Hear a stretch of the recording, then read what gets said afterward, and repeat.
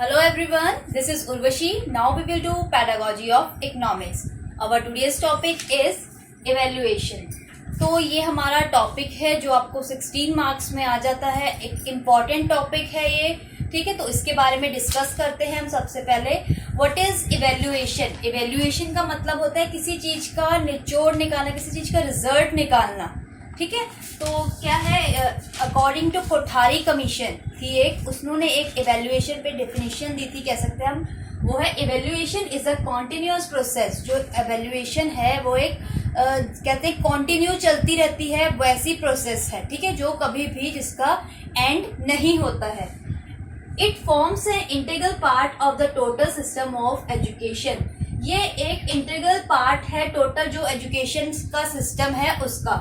And it is intimately related to educational objective. Educational objective से relate करती है, ठीक है. ये हो गया. उसके बाद आता है evaluation is the process of judging और calculating the quality, importance, amount and value of something. कह सकते हैं हम लोग कि इवेल्युएशन जो है एक प्रोसेस है किसी चीज को कैलकुलेट करने का, किसी को जज करने के लिए, इम्पोर्टेंस, किसी को अमाउंट, किसी को वैल्यू देने की in the field of education, ठीक है. The term evaluation conveys the several meaning of in education. जो इवेल्युएशन जो टर्म है हमारी, इनके बहुत सारे मीनिंग होते हैं in the field of education, ठीक है. नेक्स्ट आ जाते हैं हमारे एक ऑथर थे, उन्होंने एक डेफिनेशन और दी थी, है ना, ठीक है. एक हमारे ऑथर है जो इन्होंने है ना, इन्होंने एवेल्युएशन की भी एक डेफिनेशन दी थी. तो इनकी डेफिनेशन है evaluation is a process of gathering and interpreting evidence और change in behaviour of all the student as they progress through school. जो भी प्रोग्रेस करी है उन्होंने स्कूल में, उनके में अंदर क्या उनको गैदरिंग इंटरप्रेट करने की कह सकते हैं हम लोग, उनके अंदर उनके जो बिहेवियर में क्या क्या चेंजेस आए हैं, ठीक है, स्कूल अटेंड करने के बाद, ठीक है, उसे क्या उनका रिजल्ट निकला एक स्टूडेंट के बिहेवियर का. आपने एजुकेशन के लिए प्री नर्सरी से कह सकते हैं 12th तक आपने किसी स्कूल में पढ़ाई करी. एट द एंड 12th के बाद उनका क्या रिजल्ट रहा है, स्टूडेंट्स का बिहेवियर कैसा है, ठीक है, उसे क्या कैसे करते हैं, इवेल्युएट करते हैं. वो पूरी प्रोसेस कैसे थी, उसको स्टूडेंट को कैसे गैदर किया, एनालाइज किया, इंटरप्रेटिंग किया, ठीक है.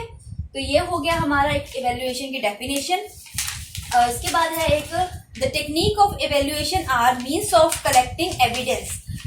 बहुत सारे एविडेंस कह सकते हैं हम लोग कलेक्ट करना about the student development in desirable direction. Student का बिहेवियर को या डेवलपमेंट को कह सकते हैं हम लोग कलेक्ट करना, उसकी मतलब कि क्या क्या चीजें उसके अंदर है, उसकी कह सकते हैं हम लोग गुड क्वालिटीज क्या हैं, ठीक है, स्टूडेंट की, उसका बिहेवियर कैसा है, गुड बिहेवियर है, बैड बिहेवियर है, सारा कुछ क्या रिप्रेजेंट करता है उसका होल सेशन में उसने कैसा कह सकते हैं हम लोग की अपना बिहेवियर रखा है through in the regards of teachers के साथ, अपने स्टूडेंट्स के साथ, फ्रेंड्स के साथ, जूनियर सीनियर्स के साथ कैसा उनका बिहेवियर था, उसको जज कैसे करते हैं थ्रू इवेल्युएशन, ठीक है. तो ये हो गया हमारा इवेल्युएशन का मीनिंग. उसके बाद हम लोग करते हैं इसके ऑब्जेक्टिव्स. ये भी इम्पोर्टेंस है इसके ऑब्जेक्टिव्स ऑफ इवेल्युएशन. तो इवेल्युएशन के ऑब्जेक्टिव्स में क्या आ जाता है हमारा, सबसे पहले नंबर 1 पॉइंट है हमारा to recognise students need and level. To recognise student need and desire या लेवल, ठीक है. जो स्टूडेंट का नीड या डिजायर, उसके लेवल्स क्या है, उनको रिकॉग्नाइज करता है. इसका मेन ऑब्जेक्टिव है इवेल्युएशन का, recognising the students need, desire and level, ठीक है. नेक्स्ट पॉइंट आ जाता है हमारा to diagnose learning problem in student. To diagnose learning power of student. जो स्टूडेंट्स की लर्निंग पावर है उसे डायग्नोज करना, कि अगर कोई प्रॉब्लम है उसकी लर्निंग प्रॉब्लम है उसको रेमेडी देना, कि डायग्नोज, जैसे हम लोग मान लीजिए एग्जांपल कि आप लोग कोई जैसे अपना ब्लड टेस्ट करने जाते हैं उसे डायग्नोस करता है, जो शॉप लैब वाला लैब अटेंडेंट होता है, आपको बताता है कि क्या क्या आप की मतलब कि ब्लड जैसे उसने सैंपल लिया कि क्या प्रॉब्लम है, किसी को शुगर है, किसी का बीपी की प्रॉब्लम है, या किसी को वो चेक करते हैं ना, डायग्नोस करके फिर तभी तो पता चलता है स्टूडेंट की जो लर्निंग पावर है उसे डायग्नोस करना कि अगर उसमें कोई कमी आ रही है या कुछ है तो उसको कैसे रेमेडी देनी है। ठीक है, तो ये भी इसका एक ऑब्जेक्टिव हो गया। नेक्स्ट है हमारा to assess personality of student. To assess personality of student, student की पर्सनालिटी को असेस करना कि स्टूडेंट का बिहेवियर कैसा है सबके साथ, उसकी ओवरऑल जो पर्सनालिटी है उसको देखना, उसको समझना। ठीक है, क्या है उसका ऑब्जेक्टिव। नेक्स्ट है हमारा to assess success in teaching. To assess success in teaching, teaching की सक्सेस को असेस करना, समझना। ठीक है, इसका पॉइंट का बस यही मीनिंग है। नेक्स्ट है to bring improvement in curriculum and textbook. To bring improvement in curriculum and textbook, जो जितनी भी करिकुलम या टेक्स्ट बुक होंगी उनमें इम्प्रूवमेंट लाना। क्या है ऑब्जेक्टिव किसका है, इवेल्युएशन का ऑब्जेक्टिव है कि जितनी भी टेक्स्ट बुक्स हैं हमारी, करिकुलम्स हो रहे हैं, जितने भी करिकुलम्स हैं स्कूल के या कॉलेज के जो भी हैं आपके, तो उसके अंदर इम्प्रूवमेंट लाना। नेक्स्ट आ जाता है हमारा to bring improvement in school program. To bring improvement in school program, जितने भी स्कूल प्रोग्राम्स हो रहे हैं स्कूल में आपके, जो भी शेड्यूल से कोई भी प्रोग्राम्स होते हैं, कोई क्विज या कंपटीशन जो भी ऑर्गेनाइज होता है उसके अंदर इम्प्रूवमेंट लाना। किसका ऑब्जेक्टिव है हमारा, इवेल्युएशन का। नेक्स्ट हमारा आ जाता है to bring improvement in instructional strategies. To bring improvement in instructional strategies हमारी क्या होती है कि कौन सी कितनी इंस्ट्रक्शनल जो बच्चों को या पेरेंट्स को इंस्ट्रक्शन दी जाती हैं कि ठीक है, रूल्स एंड रेगुलेशन बताए जाते हैं, क्या है, क्या स्टूडेंट्स के लिए, टीचर्स के लिए या पेरेंट्स के लिए क्या क्या इंस्ट्रक्शंस है, उनकी जो स्ट्रेटेजीज हम बनाते हैं, जो ऊपर का हेड ऑफ इंस्टीट्यूशन है वो बनाता है, उनके अंदर इम्प्रूवमेंट लाना, कि इसका है काम इवेल्युएशन का। ठीक है, नेक्स्ट है to prepare remedial instruction for the removing the weakness and difficulties. ये मैंने आपको बताई दिया डायग्नोस के साथ ही कि जो भी रेमेडी देना कि जो वीक स्टूडेंट्स हैं उनकी वीकनेस क्या है, ठीक है, और उनका जो भी डिफिकल्टी आ रही है, उनको लर्निंग पावर में उनकी डिफिकल्टीज आ रही है, किस चीज में उनको जो भी प्रॉब्लम आ रही है उनको रेमेडी देना। ठीक है, पहले तो हम लोगों ने डायग्नोस कर दिया, नेक्स्ट क्या आ गया हमारा, उसको हमने रेमेडी भी देनी चाहिए। ये नहीं कि खाली डायग्नोस करना है, डायग्नोसिक के साथ साथ हमें उनको रेमेडी भी बतानी चाहिए कि फॉर एग्जाम्पल जैसे ये नहीं खाली आपने ब्लड टेस्ट करवा लिया, उसके साथ उसकी क्या रेमेडी रहेगी, ठीक है, क्या हमें करना पड़ेगा जिससे हमारी जो बीमारी है वो जाए, खत्म हो। ठीक है, ये तो होगी हमारे ऑब्जेक्टिव। नेक्स्ट आ जाता है हमारा needs and importance of evaluation, इसकी जो इम्पोर्टेंस है इवेल्युएशन की। ठीक है, तो इसमें आ जाता है हमारा फर्स्ट पॉइंट है knowledge about progress of student. Knowledge about progress of student, student की प्रोग्रेस के रिगार्डिंग सारी नॉलेज होनी चाहिए। ठीक है, इसकी इम्पोर्टेंस है इवेल्युएशन की, जो जितनी भी नॉलेज है स्टूडेंट की प्रोग्रेस की, स्टूडेंट की प्रोग्रेस बिहेवियर कैसा है, प्रोग्रेस रिपोर्ट स्टूडेंट की कैसे है, वो सारी की सारी नॉलेज होनी चाहिए। ठीक है, नेक्स्ट पॉइंट आ जाता है हमारा helpful in classifying objective. Helpful in classifying objective, जैसे कह सकते हैं हम लोग कि इवेल्युएशन में कैसे ये हेल्पफुल है हमारे लिए क्लासिफिकेशन ऑफ स्टूडेंट। टीचर्स जो होती हैं उनको पता होता है कि उनका एक्सीलेंट स्टूडेंट क्या है, कौन है, या एवरेज स्टूडेंट कौन सा है या पुअर स्टूडेंट कौन सा है, एक 3 पार्ट्स में डिवाइड कर देते हैं। वो सेक्शन कैसे क्लासीफाई कर देते हैं अपने स्टूडेंट्स को कि एक्सीलेंट स्टूडेंट्स कौन से हैं वो एक सेक्शन में आएंगे, जो एवरेज स्टूडेंट है उनको बी सेक्शन में रखेंगे, या जो पुअर स्टूडेंट हैं बहुत ही ज्यादा जो कह सकते हैं बिलो 45 हैं उनको नेक्स्ट सी सेक्शन में। ऐसे डिवाइड कर देती टीचर्स की उनके ऊपर एक अच्छे से ध्यान दिया जाए। ठीक है, कि जो 45% वाले स्टूडेंट्स हैं उन पे थोड़ी ज्यादा मेहनत टीचर करे, अपना ज्यादा टाइम दे। एवरेज वाले हैं उन पे भी टाइम दे, बट जो एक्सीलेंट स्टूडेंट्स हैं उनको अलग एक कह सकते हैं हम लोग कर देते हैं, कई बार क्लासीफाई डिफरेंट कैटेगरी में कर देते हैं कि इनको समझ आई ऑलरेडी ही ये, मतलब कुछ स्टूडेंट्स होते हैं वो स्टार्टिंग से इंटेलिजेंट होते हैं, उनकी लर्निंग पावर अच्छी होती है। ठीक है, तो वो उनका ग्रुप कैसे डिवाइड कर देते हैं, एक्सीलेंट स्टूडेंट्स में कैटेगरी में डिवाइड कर देते हैं, एवरेज स्टूडेंट में, और जो पुअर स्टूडेंट्स होते हैं उनमें डिवाइड कर देते हैं, उन कैटेगरीज में डिवाइड कर देते हैं, स्टूडेंट्स को क्लासीफाई कर देते हैं, जिससे टीचर्स अपने सब स्टूडेंट्स पे अच्छे से ध्यान दे दें। ठीक है, नेक्स्ट आ जाता है हमारा helpful in clarifying objective. Helpful,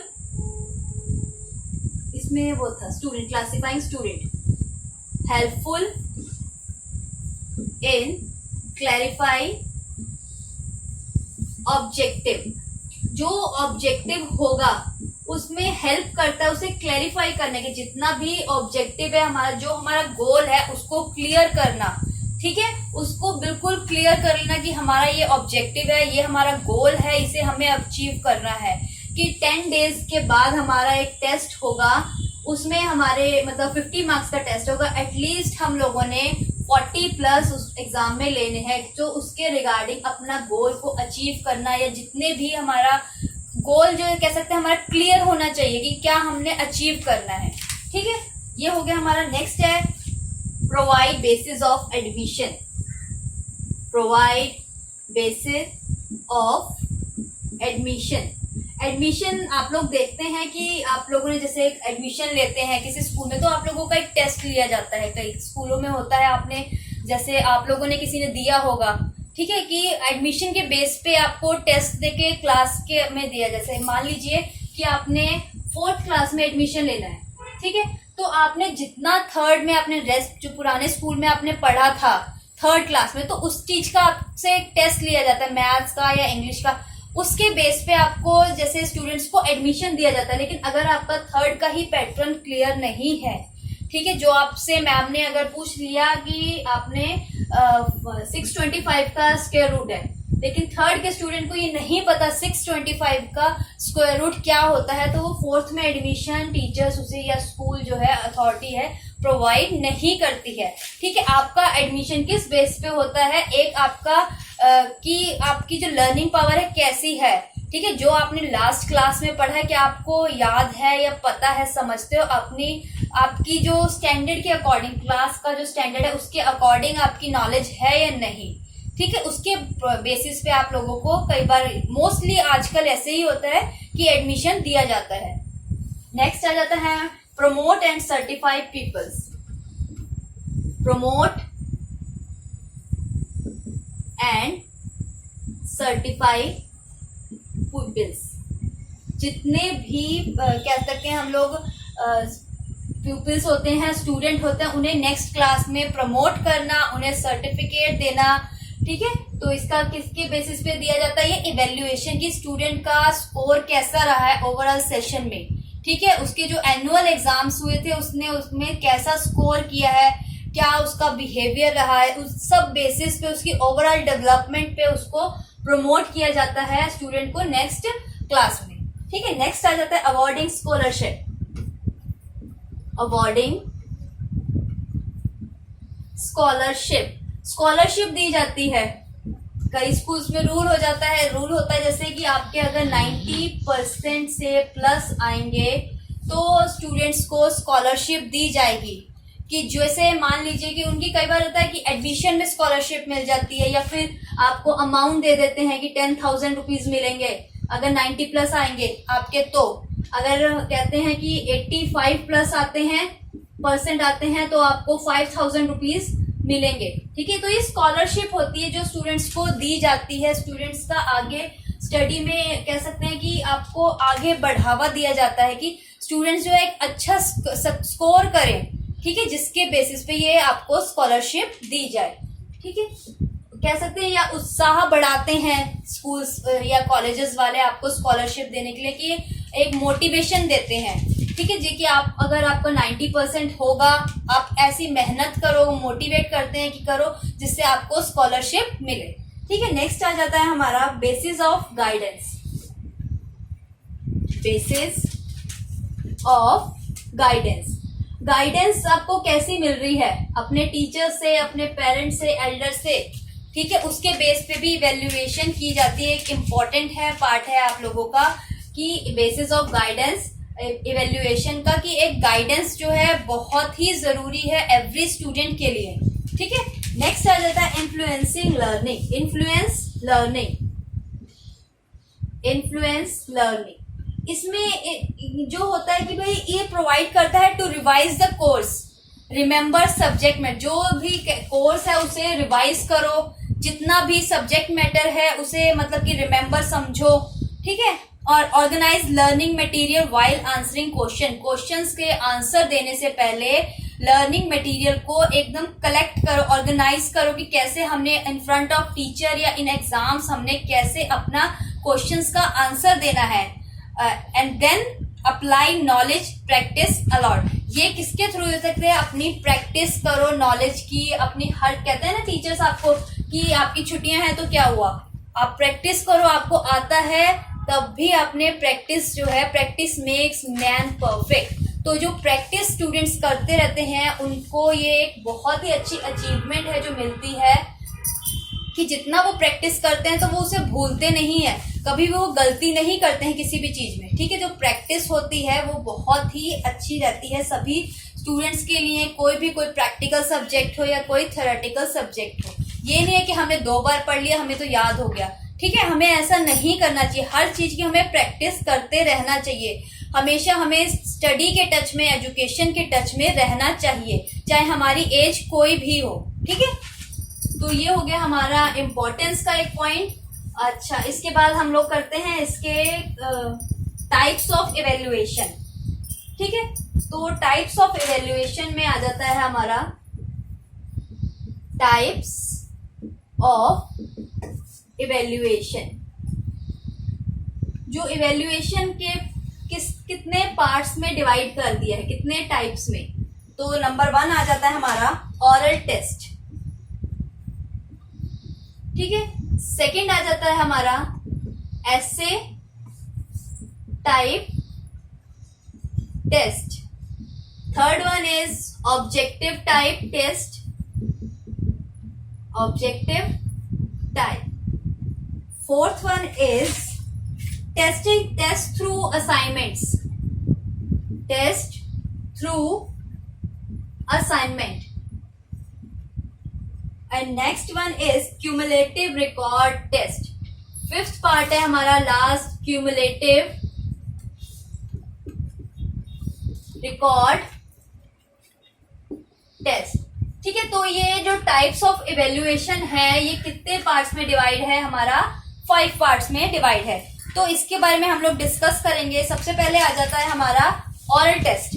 जो ऑरल टेस्ट है वो क्या होता है, आप लोगों ने करा ही होगा, जैसे आप ऑरल टेस्ट देते हैं। लेकिन आजकल क्या हो गया, ये ऑरल टेस्ट जो हो गया डे बाय डे हमारे कंपटीशन में या स्कूल्स में बहुत कम होते जा रहे हैं, ठीक है। Due to high strength in the class, ज्यादा स्ट्रेंथ रहती है क्लास में तो आपके ऑरल टेस्ट नहीं लिया जाता। 35 to 40 मिनट्स की क्लास होती है, उसमें टीचर एक बच्चे से 35 to 40 स्टूडेंट्स से नहीं अटेंड करती, ऑरल टेस्ट नहीं ले पाती है, ठीक है। तो ये एक लोअर लेवल पे जो कह सकते हैं कम स्टूडेंट्स हो क्लास में, तो ये ऑरल टेस्ट क्या कहते हैं कि हमारा जो पर्पस है ऑरल टेस्ट का वो एक कंप्लीट हो सकता है कि हम अचीव कर सकते हैं। लेकिन जो अगर स्ट्रेंथ आपकी क्लास में ज्यादा है तो हम लोग ये अचीव नहीं कर सकते। इसका मोटिव क्या रहता है कि स्टूडेंट्स की स्ट्रेंथ जो है कम रहे। ऑरल टेस्ट में क्या क्या रहता था हम लोगों का कि इससे टीचर्स को स्टूडेंट की एक्यूरेसी क्या है या फिर रीडिंग पावर क्या है, रीडिंग स्किल्स कैसी है, उसकी स्पीड ऑफ रीडिंग कैसी है, प्रोनाउंसिएशन ऑफ वर्ड्स कैसे हैं, ठीक है, जो अंडरस्टैंडिंग, जो एक अच्छा, एक बहुत ही कह सकते हैं, अभी भी अगर कोई भी टीचर इसे करती है आगे कि भाई टेस्ट लेती कि आपका ओरल टेस्ट होगा, तो ये बहुत अच्छी टीचर्स और स्टूडेंट्स में अंडरस्टैंडिंग होती है। कि जैसे मान लीजिए कई बार होता है, जैसे आपको टीचर कोई क्लास में पढ़ा रही है तो बीच में से वो किसी भी स्टूडेंट को उठा के पूछ लेती है कि हाँ भाई मैंने क्या समझाया है, मैंने आपको मीनिंग बताया है मैनेजमेंट का, तो आप मुझे मैनेजमेंट को एक्सप्लेन करो, ठीक है, जो मैंने आपको समझाया वो। तो इससे जो होता है स्टूडेंट्स, बाकी के स्टूडेंट्स भी बहुत ही अटेंटिव होके सुनते हैं कि नेक्स्ट नंबर क्या पता टीचर मुझे उठा के सुन ले। तो एक अंडरस्टैंडिंग जो होती है स्टूडेंट्स टीचर्स की बहुत ही कह सकते हैं हम लोग अच्छी रहती है इन ओरल टेस्ट, ठीक है। इसमें स्टूडेंट्स जो होते हैं आपके अटेंटिव भी रहते हैं। नेक्स्ट आ जाता है हमारा एसे टाइप टेस्ट। एसे टाइप टेस्ट क्या होते हैं हमारे? एसे टाइप, आपको एक बुक आंसर शीट दे दी जाती है, उसमें आपको क्वेश्चंस 2 या 3 क्वेश्चंस दे दिए, उसमें आपने पैराग्राफ्स में लिखना है, ठीक है, एसे की फॉर्म में लिखना है, अपनी जितनी नॉलेज है रिगार्डिंग दैट टॉपिक आपने सारी की सारी उसमें एक्सप्लेन कर देती है।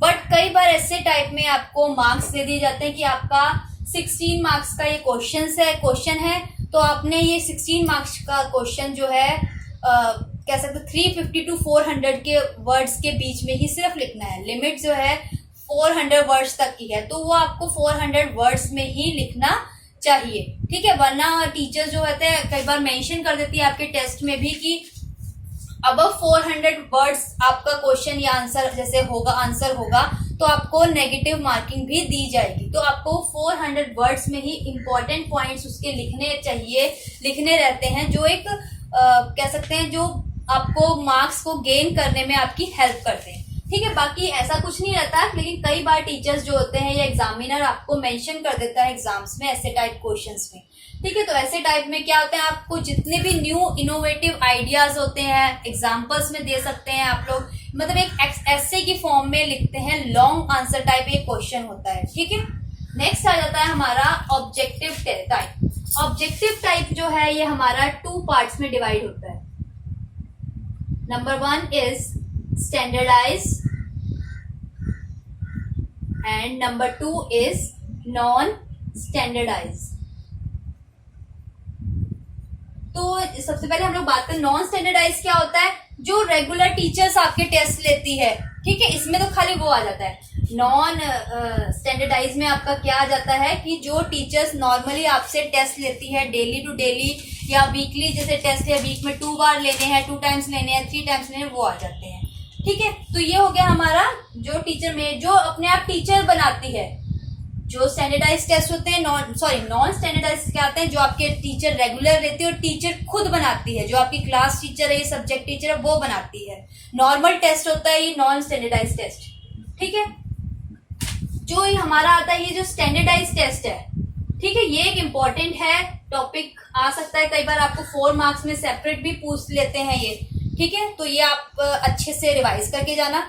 स्टैंडर्डाइज टेस्ट क्या होता है, जो हमारे एक्सपर्ट्स होते हैं वो बनाते हैं, ठीक है। Questions are prepare by experts. जितने भी एक्सपर्ट होते हैं अपनी फील्ड में, अपने सब्जेक्ट्स में, वो स्टैंडर्डाइज टेस्ट जो होते हैं वो बनाते हैं। To prepare the question stress is laid on their aim. उन क्वेश्चंस को प्रिपेयर करने का उनका जो एम होता है वो क्या होता है कि उनका सारा स्ट्रेस किस पे होता है, अपने एम पे, कि हमने किस तरह से क्वेश्चन कह सकते हैं कि प्रेजेंट करने हैं, प्रिपेयर करने हैं, ठीक है, जो एक एक्सपर्ट्स ही कर सकते हैं, ठीक है। जो हमारी ये है आगे रेस्ट 4 पार्ट्स में डिवाइड है standardize test. Number 1 is achievement test, number 2 is diagnostic test, third one is intelligence test, and the fourth one is attitude and personality test. Attitude and personality test. तो ये 4 types के test होते हैं जो standardise test के अंदर आते हैं। अचीवमेंट टेस्ट, आप लोगों को मैंने बताया क्या चीज आपने पढ़ी है, क्या आपने अचीव करी है, होल सेशन में कितना आपने रिवाइज किया, आपका मेन मोटिव क्या था, ठीक है। तो क्या आपने जो सोचा था स्टार्टिंग में डे 1 पे जब आपने अपनी क्लास में एडमिशन लिया था, लास्ट उसके बाद जब आपके फाइनल एग्जाम के बाद आपने अचीव किया अपना गोल या नहीं। अचीवमेंट टेस्ट वो होता है कि आपने ओवरऑल आपकी एजुकेशन या नॉलेज कितनी रही एक सेशन में, क्लास में, ठीक है। नेक्स्ट आ गया डायग्नोस्टिक टेस्ट। डायग्नोस्टिक टेस्ट मतलब कि कोई चीज कह सकते हैं हम लोग कि स्टूडेंट के वो डायग्नोस करना, उसकी लर्निंग पावर कैसे रही, क्या उसमें कोई कमी तो नहीं थी, उसको एक हर पॉइंट पे चेक किया गया, ठीक है। उसे डायग्नोस किया गया, समझा गया कि स्टूडेंट्स की लर्निंग पावर में या रीडिंग पावर में या उसे लैंग्वेज की प्रॉब्लम आ रही है, क्या किस चीज की प्रॉब्लम आ रही है, उसमें उसका स्टूडेंट्स का टेस्ट लेना, क्या उसमें उसको जितनी भी प्रॉब्लम थी आफ्टर रेमेडी उसे कह सकते हैं कि आपका टेस्ट लिया जाता है कि आपको समझ आया कि नहीं, ठीक है। नेक्स्ट आ जाता है हमारा इंटेलिजेंस टेस्ट। इंटेलिजेंस टेस्ट क्या होता है, इन कह सकते हैं जो इंटेलिजेंस टेस्ट होते हैं हमारे इंटरव्यू में लेते हैं जो एक्सपर्ट्स होते हैं, वो अपने स्टूडेंट्स का या जो भी आपको इंटरव्यू क्रैक करना है स्टूडेंट्स को, तो वो इंटेलिजेंस टेस्ट देता है। इंटेलिजेंस टेस्ट में हो जाता है हमारा इंटरव्यू कि फेस टू फेस कन्वर्सेशन कैसे रही स्टूडेंट्स की, या फिर कह सकते हैं ग्रुप ऑफ एक्सपर्ट्स एक बैठ गए हैं, हमारे 3-4